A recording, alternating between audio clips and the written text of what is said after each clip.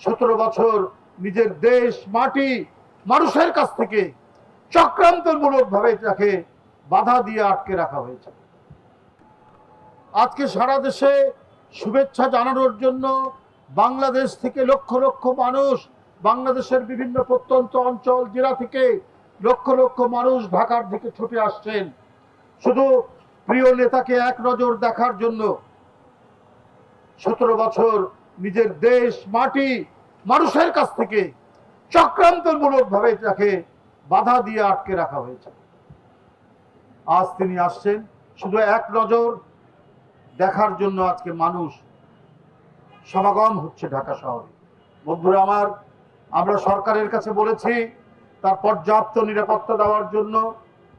দলের পক্ষ থেকেও আমরা সবাই, প্রত্যেকটি নেতা কর্মী তার নিরাপত্তার জন্য আমরা সবাই কাজ চালিয়ে যাব।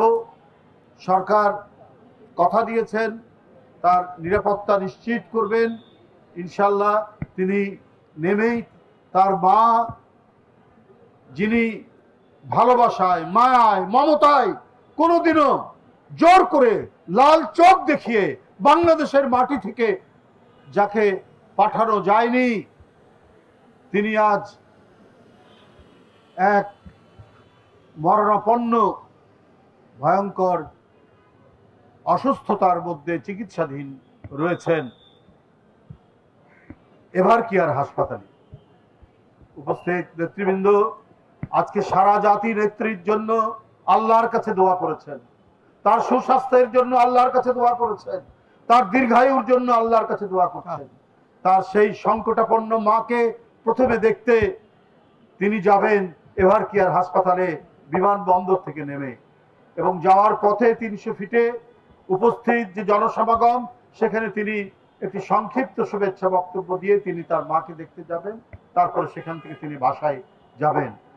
আমি সবার কাছে আহ্বান রাখবো, 25শে ডিসেম্বরের এই যে আমাদের ভারপ্রাপ্ত চেয়ারম্যানের আগমন এবং তাকে শুভেচ্ছা জানানোর জন্য মানুষের ঢল, এই ঢল যেন সামুদ্রিক ঢল পরিণত হবে।